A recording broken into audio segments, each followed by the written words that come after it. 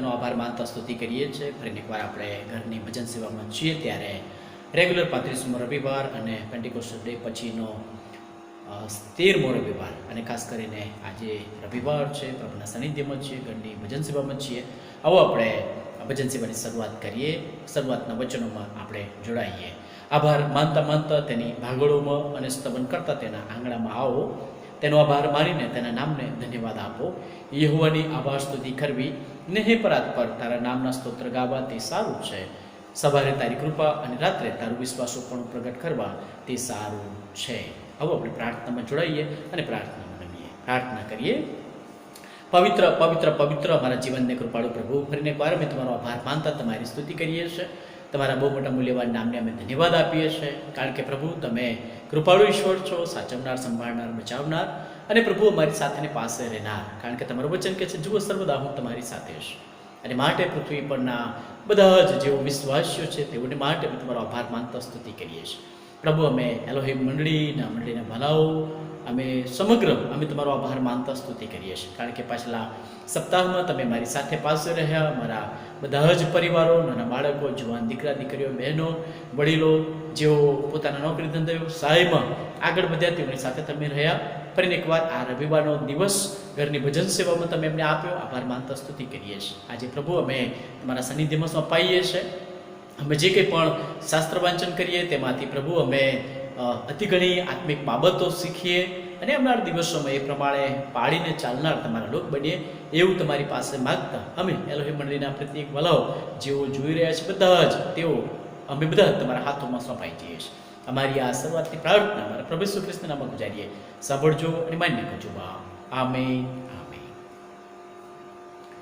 સારું, આજનો જે શાસ્ત્ર પાઠ છે એ વિશેષ કરીને કલોસ્યનો પત્ર તેનો 3 અધ્યાય અને 15મી કલમ એક કલમથી એ લેવામાં આવ્યો છે. પ્રભુનું વચન આ પ્રમાણે છે, અને ખ્રિસ્તની શાંતિ કે જે પામવા સારું તમે એક શરીર થવાને તેડાયેલા છો તે તમારા હૃદયોમાં રાજ કરે અને આભાર સ્તુતિ કરો. ત્યાં સુધી પ્રભુ તેના વાંચેલા વચનોને આશીર્વાદિત કરો. આપણે મધ્યસ્થીની પ્રાર્થનામાં જોડાઈએ અને મધ્યસ્થીની પ્રાર્થનામાં આપણી આંખો પ્રાર્થના કરીએ. પવિત્ર પવિત્ર પવિત્ર મારા જીવનને કૃપાળુ પ્રભુ, ફરીને એકવાર પ્રભુ અમે તમને માન મહિમાને ગૌરવ આપતા તમારા સાનિધ્યમાં આવીએ છીએ. તમારા વચનો પ્રભુ અમે વાંચ્યા છે અને પ્રભુ વચનોના મનનમાં જઈએ પહેલાં અમે મધ્યસ્થીમાં અમે બધા જ અમે જોડાઈએ છીએ. પ્રભુ અમે સર્વપ્રથમ અમે તમારા સાનિધ્યમાં આવીએ છીએ. અમારા હૃદય ખુલ્લા કરીને પ્રભુ અમારા પાપ ગુના અપરાધ જે થયા છે તેની અમે માફી માગીએ છીએ. પ્રભુ અમને શુદ્ધ કરો, જેથી કરીને અમે જે શુદ્ધતા પ્રાપ્ત કરીએ તેથી તમારા વચનો સાંભળીએ અને સાંભળવાથી વિશ્વાસ ઉત્પન્ન થાય છે અને વિશ્વાસ ઉત્પન્ન થાય છે ત્યારે પસ્તાવો અને પસ્તાવો ઉત્પન્ન થાય છે ત્યારે અનંતકાલિક જે જીવન છે તેનો પ્રભુ અમે લાવો માણી શકીએ છીએ અને નવા જન્મનો અનુભવ ફરીથી પ્રભુ તરોતાજા થાય છે. ત્યારે પ્રભુ અમે કૃપા માગીએ છીએ. આજે ફરીથી પ્રભુ તમારા સાનિધ્યમાં તમે એમને લઈ લો, અમને માફ કરો અને પરિશુદ્ધ કરીને પ્રભુ તમારા વચનોમાં પ્રભુ આજે અમે દ્રઢતાથી આગળ વધી શકીએ. તેમાંથી તીગણી બાબતો અમારા આત્મિક જીવન માટે અમે શીખી શકીએ. આજની આત્મિક રોટલી તમે અમને આપો એવી કૃપા માગતા અમે તમારા હાથોમાં આવીએ છીએ. એલોહિમ મંડળીને માટે અમે મધ્યસ્થી કરીએ છીએ. બધા જ પરિવારો, નાના બાળકો, જુવાન દીકરા દીકરીઓ, બહેનો, વડીલો બધાને અમે તમારી પાસે લાવીએ છીએ. જેઓ મોટી ઉંમરના હશે તેઓને પ્રભુ તમે વિશેષ સ્પર્શ કરો અને પ્રભુ આ સમયમાં વિશેષ કરીને જ્યારે નાની મોટી માંદગી બીમારી તેમના શરીરોમાં છે ત્યારે પ્રભુ વિશેષ તમે તેમને ઉત્તમ તંદુરસ્તના આશીર્વાદોથી ભરો. જેઓ પથારી છે તેઓને વિશેષ પ્રભુ તમે સાચવો એવી કૃપા અમે માગીએ છીએ. જે વલાઓ તમે સેવા ચાકરી કરી રહ્યા છે બધાને નિશ્ચય તેમનો આશીર્વાદ તમે આપજો એવી કૃપા માગીએ છીએ. પ્રભુ આ COVID-19ની અંદર જ્યારે સંક્રમણ વધી રહ્યું છે ત્યારે પ્રભુ અમારી મંડળીના વાલાઓને તમે સાચવો છો. તમારો આભાર માનતા સ્તુતિ કરીએ છીએ. અત્યારે બધા જ બહાર ફરે છે, પોતાના નોકરી ધંધા વ્યવસાયોમાં જાય છે.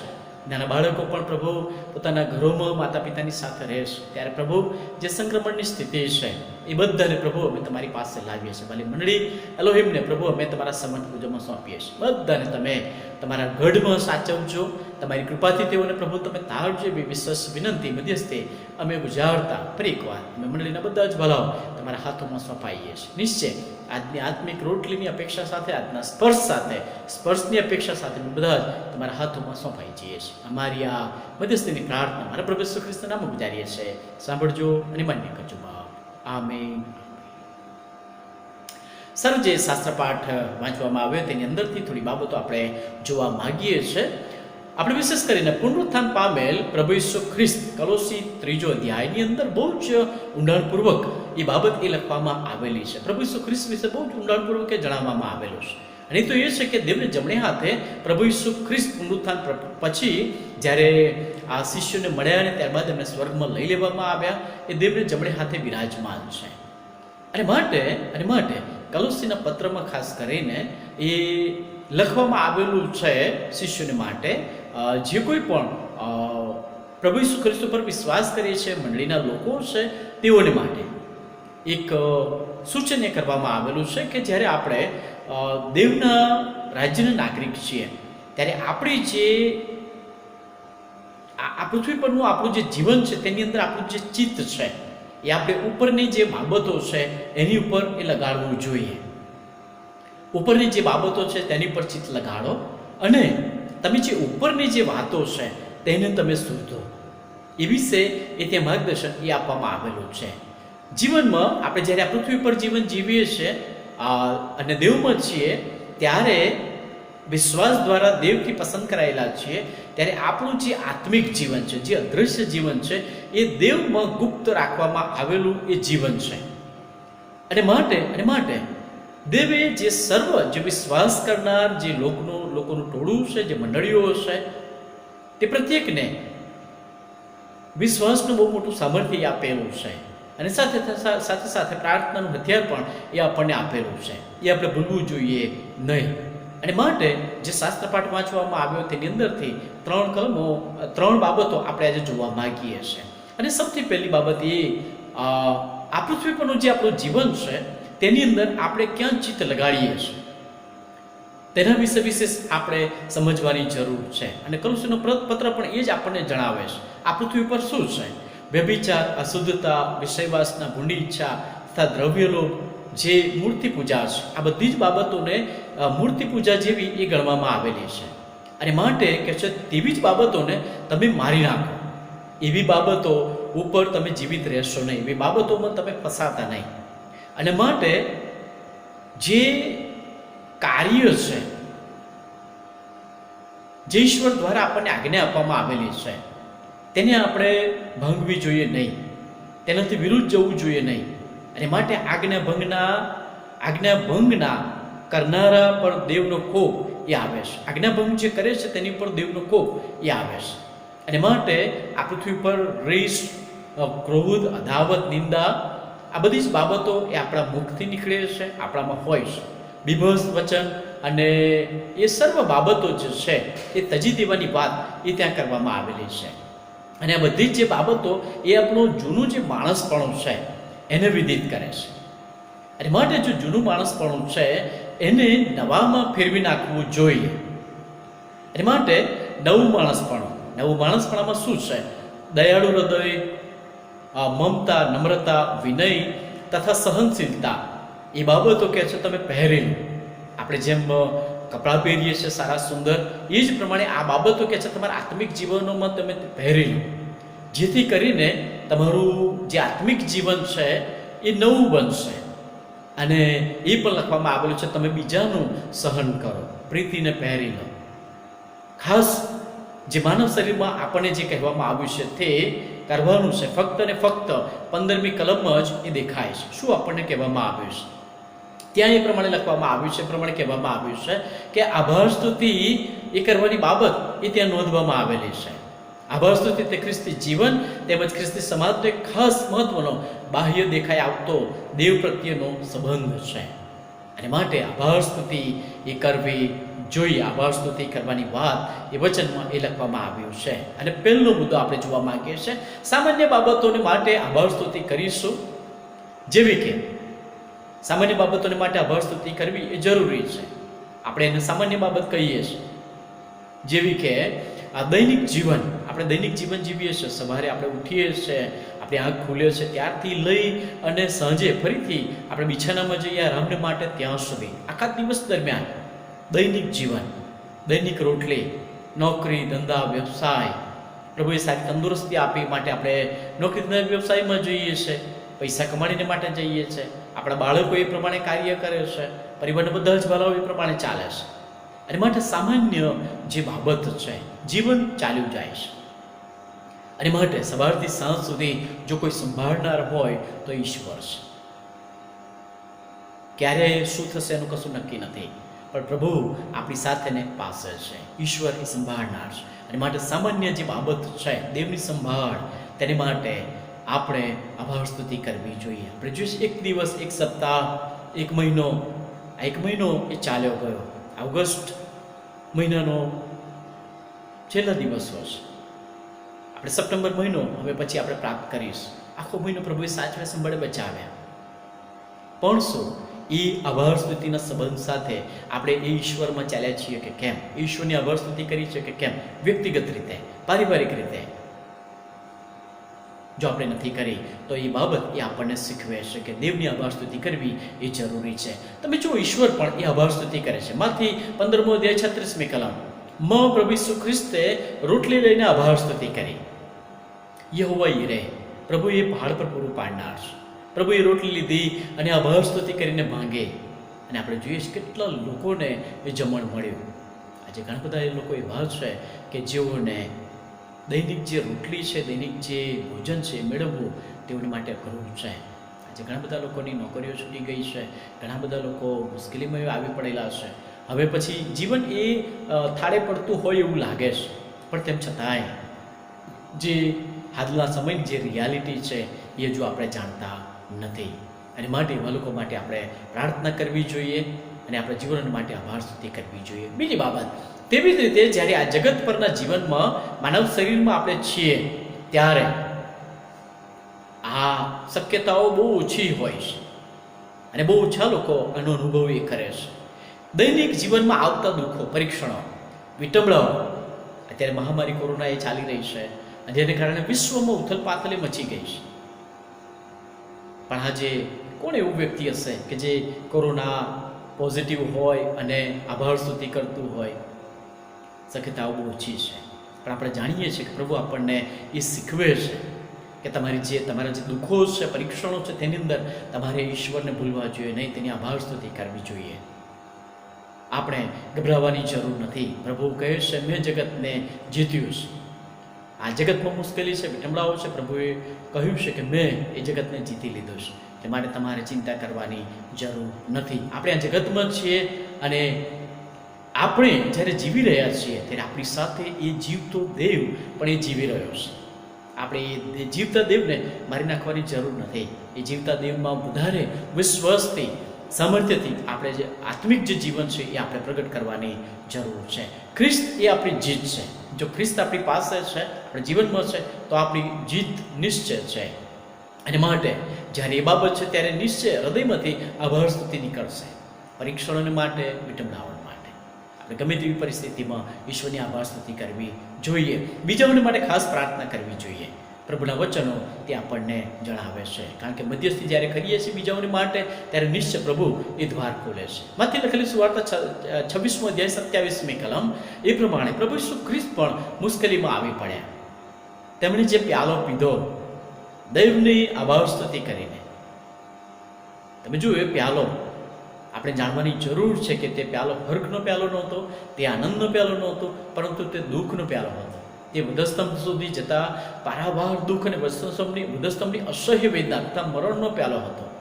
આપણને કેટલું બધું ઉત્તેજન અને નમૂનો ખ્રિસ્ત આપણા ઉદ્ધારકે આપ્યો છે. આપણી ઉપર આવતા નાના પરીક્ષણો તથા દુઃખોને માટે આપણે તે મોટા ભાગે કચકચ કરીએ છીએ, દોષ દઈએ છીએ, કોશવો દેવ મારી ઉપર આ પ્રમાણેનું લાવ્યા અને પ્રભુ મારી પ્રાર્થનાઓ સાંભળતા નથી, અને ઘણી બધી વખત આપણે ઈશ્વરને દોષ દઈએ છીએ. પણ તેવું વિચારીને દેવને દોષ દેવો કેટલું વ્યાજબી છે. જ્યારે આપણે દરરોજ પ્રભુની શીખવેલી પ્રાર્થના બોલીએ છીએ અને તેમાં કહીએ છીએ તારી ઈચ્છા પૂરી થાઓ, અને આપણે એ જ બાબતને એ સમજતા નથી. શું તેની ઈચ્છા પૂર્ણ થાય છે? તે ઈચ્છે છે આપણે આભાર સ્તુતિ કરીએ. માટે જરૂરી છે કે આપણે એ પ્રભુની આભાર સ્તુતિ કરીએ, એ પ્રભુને આપણે માન મહિમાને ગૌરવ આપીએ. ત્રીજી બાબત, આપણને આપવામાં આવેલ આત્મિક સામર્થ્યને માટે આભાર સ્તુતિ કરવી જોઈએ. આ દિવસોમાં ભૂલવું જોઈએ નહીં કે પ્રભુએ આપણને સામર્થ્ય આપ્યું છે. આપણે બધું જ આપણે બધું જ આપણી પાસે છે. આ પૃથ્વી પર આપણે ધનવાન છીએ. અને માટે બાઇબલ એ વિદિત કરે છે કે આ પૃથ્વી પરનું જે કંઈ પણ છે એ નાશવંત છે. આ શરીર પણ નાશવંત છે. એક દિવસે ભૂમિમાં એ મળી જશે. પરંતુ જે હંમેશા ટકે છે અને સદાય જે ટકે છે એવી બાબતો ઉપર આપણું ધ્યાન એ કેન્દ્રિત થયેલું હોવું જોઈએ. અને તે તો 3 બાબતોમાં એ રહેલું છે. પહેલું, તારણનો મહા આનંદ. આપણા તારણનો જે મહાનંદ છે તેને આપણે સાચવી રાખેલો હોવો જોઈએ. રોમન પત્ર 7મો અધ્યાય 25મી કલમ. આપણા પ્રભુ ઈસુ ખ્રિસ્તની આશ્રય દેવની આભાર સ્તુતિ કરું છું. એ પ્રમાણે હું પોતે મનથી દેવના નિયમને પણ દેહથી પાપના નિયમની સેવા કરું છું. મનથી દેવના નિયમની સેવા. અને માટે જ્યારે આ પૃથ્વી પર આપણે છીએ ત્યારે આપણે આપણા મન અને હૃદયથી આપણે દેવની સેવામાં એ લાગેલા હોવા જોઈએ. અને એ માટે જે તારણનો અનુભવ છે, મહાનંદ છે, તે ક્યાંય જવો જોઈએ નહીં. બીજી બાબત, ખ્રિસ્તી સંગત. ખ્રિસ્તી સંગત, ખ્રિસ્ત સાથેની સંગત. ફિલિપી 1:3, પહેલા દહાડાથી આજ સુધી સુવાર્તામાં તમારા સહકારને સંગતને લીધે હું ટકી રહ્યો છું. પાઉલ એવું કહે છે. પાઉલ એવું લખે છે. પહેલા દહાડાથી પાઉલ કહે છે કે હું જ્યારથી ખ્રિસ્ત પર વિશ્વાસ કરતો થયો એ દિવસથી લઈ અને આજ દિન સુધી પાઉલ જીવે છે ને જ્યારે લખે છે ત્યાં દિવસ સુધી એ કહે છે કે તમારા સહકારને લીધે, તમારી સંગતને લીધે, મંડળીની સંગત, લોકોની સંગત, આત્મિક જે લોક છે, વિશ્વાસીઓ છે, તેઓની સંગત એ જરૂરી છે. ત્રીજી બાબત, સમૃદ્ધ ખ્રિસ્તી વિશ્વાસ. આપણો જે વિશ્વાસ છે સમૃદ્ધ હોવો જોઈએ. રોમન પત્ર 1 અધ્યાય અને તેની 3જી કલમ. તે સુવાર્તા તેના દીકરા આપણા પ્રભુ ઈસુ ખ્રિસ્ત વિશે છે. એ મનુષ્ય દેહે તો દાઉદનો વંશજ હતો. પ્રભુ ઈસુ ખ્રિસ્ત અને મનુષ્ય દેહે એ દાઉદનો વંશજ એ હતો. અને એ પ્રભુ ઈસુ ખ્રિસ્ત વિશેની સુવાર્તા વિશે એ વાત કરે છે. અને એ સુવાર્તા ઉપર પાઉલે વિશ્વાસ કર્યો. પાઉલને જ્યારે પ્રભુએ હાથ મારી ત્યારે પાઉલે કહ્યું કે પ્રભુ તું કોણ છે? ત્યારે ખ્રિસ્તે કહ્યું કે હું ખ્રિસ્ત છું જેને તું સતાવે છે. એટલે આપણે જાણીએ છીએ એ સમૃદ્ધ ખ્રિસ્તી વિશ્વાસ, એ ખ્રિસ્તનો વિશ્વાસ પાઉલમાં એ પૂરેપૂરો ભરાયેલો હતો. અને માટે કહે છે કે ઈસુ ખ્રિસ્ત વિશેની વાત હું તમને કહું છું. અને ચોથી બાબત, પ્રાર્થનાનો જવાબ. યોહાને લખેલી સુવાર્તા 11મો અધ્યાય 41મી કલમ. જ્યારે તેઓએ પથ્થર ખસેડ્યો અને ઈસુએ આંખો ઊંચી કરીને કહ્યું કે હે બાપ, તે મારું સાંભળ્યું છે, માટે હું તારો આભાર માનું છું. જો પ્રભુ ઈસુ ખ્રિસ્ત પ્રાર્થના કરે છે. પથ્થર ખસેડ્યા પછી એ આકાશ તરફ ઊંચું જોઈને એ પ્રાર્થના કરે છે. શું? હે બાપ, તે મારું સાંભળ્યું છે, માટે હું તારો આભાર માનું છું. આપણી પ્રાર્થનાઓ પ્રભુએ સાંભળે છે. પ્રભુના કાન એ બહેરા થઈ ગયા નથી કે મંદ પડી ગયા નથી. પ્રભુની પ્રાર્થના, આપણી પ્રાર્થનાઓ પ્રભુને એ સંભળાય છે. અને માટે આભાર સ્તુતિ કરવી એ જરૂરી છે. દેવનો આભાર માનીએ બધી જ બાબતોમાં. સારી બાબતોમાં, જે નબળાઈ ભરેલી બી બાબતો છે એની અંદર પણ પ્રભુનો આભાર માનીએ. સામાન્ય માર્ગી બીમારી, એમાં પણ પ્રભુનો આભાર માનીએ. અને વિશેષ આપણને જે સામર્થ્ય આપવામાં આવ્યું છે, વિશ્વાસ આપવામાં આવ્યો છે, એ પ્રમાણે આપણે આગળ વધીએ. આ વચનો સમજવાને માટે પ્રભુ તમને વિશેષ કૃપા પૂરી પાડો. આવો પ્રાર્થના કરીને આપણે પ્રાર્થનામાં જોડાઈએ. પ્રાર્થના કરીએ. પવિત્ર પ્રભુ, ફરીને એકવાર અમે તમારો આભાર માનતા તમારી સ્તુતિ કરીએ છીએ, તમારા નામને અમે ધન્યવાદ આપીએ છીએ. હા પ્રભુ, આજે તમે અમને શીખવ્યું છે કે અમે તમારી આભાર સ્તુતિ કરીએ. અને પ્રભુ, આભાર સ્તુતિ એ બતાવે છે કે અમારામાં જે અતિ ઘણું આશીર્વાદિત કાર્ય થયું છે, આભાર સ્તુતિ એ તો બીજાઓને બતાવવાનું એ માધ્યમ છે. મારા જીવનમાં પ્રભુએ આ કાર્ય કર્યું છે અને માટે હું દેવની આભાર સ્તુતિ કરું છું. અને માટે આભાર સ્તુતિ દ્વારા પ્રભુ બીજા લોકોને પણ એ બતાવી શકાય છે કે આપણી પાસે એ જીવતો ઈશ્વર છે. અને માટે પ્રભુ કૃપા માગીએ છીએ આભાર સ્તુતિ કેવી રીતે કરવી અને પ્રભુ તમારા વચનો પ્રમાણે કરવી, એ પ્રમાણે આવનાર દિવસોમાં એ કરવાની માટે તમે અમને કૃપાથી ભરો એવી વિનંતી કરીએ છીએ. એલોહિમ મંડળીને માટે તમારો આભાર માનીએ છીએ. અને પ્રભુ ગુજરાત મંડળીને માટે, સાથે ગુજરાત કોન્ફરન્સ માટે, MCIને માટે, આ પૃથ્વી ઉપર જેટલી મંડળીઓ છે, જેટલા ખ્રિસ્ત નામથી જીતાયેલા છે, એ બધા જ લોકોને માટે આભાર માનતા સ્તુતિ કરતા અમે તમારા હાથોમાં અમે સોંપાઈ જઈએ છીએ. અમારી આ પ્રાર્થના અમારા પ્રભુ ઈસુ ખ્રિસ્તના નામમાં ગુજારીએ છીએ. સાંભળજો અને માન્ય કરજો બાપ. Amen, amen. આવો આપણે પ્રભુએ શીખવેલી પ્રાર્થના સાથે બોલીએ અને આશીષ વચન ઉચ્ચારવામાં આવશે ને ત્યારબાદ આપણે આ ભક્તિ સભા પૂરી કરીશું. પ્રભુ ઈસુ ખ્રિસ્તની પ્રાર્થના સાથે બોલીએ. આકાશમાં અમારા બાપ, તમારું નામ પવિત્ર બનાવો, તમારું રાજ્ય આવો, જેમ આકાશમાં તેમ પૃથ્વી પર તમારી ઈચ્છા પૂરી થાવ. દિવસની અમારી રોટલી આજ અમને આપો, જેમ અમે અમારા ઋણને માફ કર્યા છે તેમ તમે અમારા ઋણો અમને માફ કરો. અમને પરીક્ષણમાં ન લાવો, પ્રભુ નહીં તમારો છૂટકો કરો, કેમ કે રાજ્ય તથા પરાક્રમ તથા મહિમા સર્વકાળ સુધી તમારા જીવા. આમીન. અને હવે આપણા તાડા પ્રભુ ઈસુ ખ્રિસ્તની કૃપા, દેવ આપણો પ્રેમ, પવિત્ર આત્માની મીઠી બધું દિવ્ય સંગત એકત્રિત મળેલા ઘણી ભજન સેવામાં એલોહિમ મંડળીના વલાઓની સાથે અને જીવો સાંભળે છે તેઓની સાથે હમણાંથી સદા સર્વકાળ સુધી હોજો. આમીન. આમીન.